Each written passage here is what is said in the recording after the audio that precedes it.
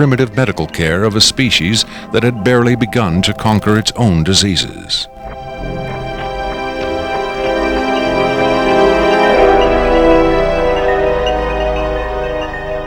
But as we will hear, there are those who claim that to the aliens, death is not a final end to be feared, but a mere transition.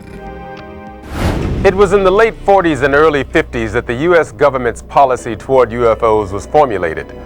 Publicly, there was Project Blue Book, which made a great show of gathering data on all the major UFO sightings, finally declaring them all to be hoaxes, mass hysteria, or swamp gas. But secretly, there may have been another policy at work.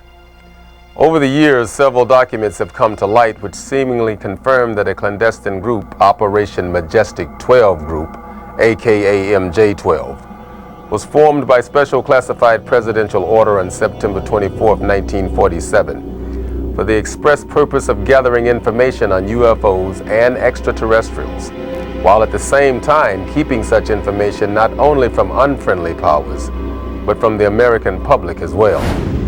If indeed Area 51 has become the nation's repository for alien technology and possibly alien visitors, then the extra-constitutional justifications for such secrecy were developed in the MJ-12 Group's planning sessions. James B. Forrestal, Secretary of Defense under President Harry Truman, is widely accused of being the mastermind behind the creation of MJ-12. Once created, Majestic may have expanded its mandate beyond what Forrestal had intended. Whatever secrets Forrestal may have known concerning flying saucers and alien visitors, that knowledge died with him when in 1949 he mysteriously plunged to his death from a window at Bethesda Naval Hospital.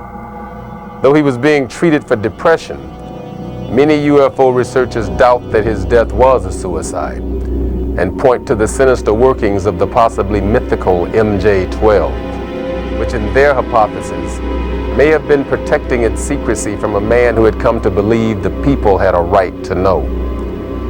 As late as 1989, according to Bob Lazar, the identification badges at Area 51 read MAJ for Majestic. In December 1994, a document purporting to be the Majestic-12 Group Special Operations Manual was leaked to a noted UFO researcher. It contains the following directive under the heading Isolation and Custody. EBEs will be detained by whatever means are necessary and removed to a secure location as soon as possible. There follows this disturbing amplification. Although it is preferable to maintain the physical well-being of any entity, the loss of EBE life is considered acceptable if conditions or delays to preserve that life in any way compromise the security of the operations. From the beginning of the UFO age, it seems, secrecy was always the government's prime directive. In 1988, another anonymous government source, codenamed Falcon, claimed that a second extraterrestrial biological entity, EBE-2, voluntarily became a guest of our government, allowing himself to be examined and interviewed. In this scenario, Area 51 became, for a time at least, a sort of extraterrestrial embassy, the setting for mankind's first attempt at diplomacy with beings from another world. Different sources disagree as to how communication was established.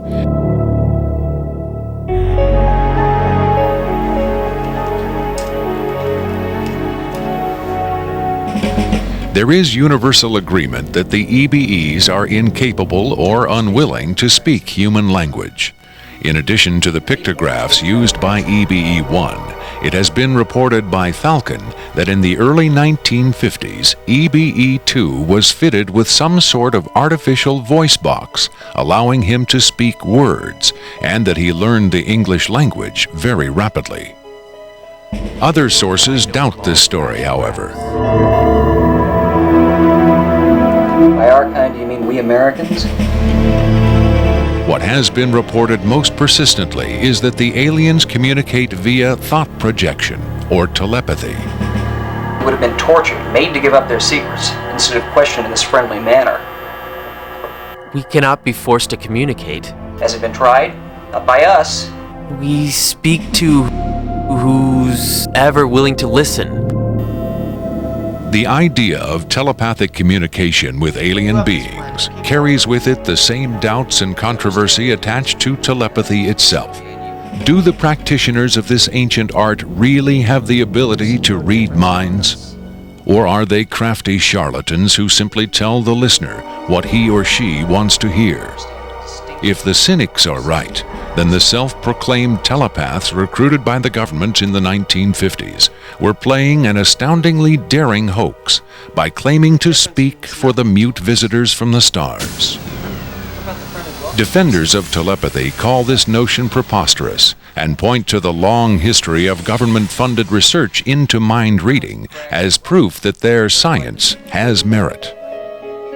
In the last 4 decades, there have been persistent, often contradictory rumors and even eyewitness accounts of other alien visitors meeting secretly with military or government officials. But what about today? The Tester Corporation has recently come out with a model kit of Gray, the extraterrestrial life form, and a scale model of the so-called sport model, the UFO Bob Lazar says he studied at Area 51. This UFO kit has quickly become one of the most successful model kits in the history of the company. If the military is, in fact, conducting tests of extraterrestrial spacecraft at Area 51,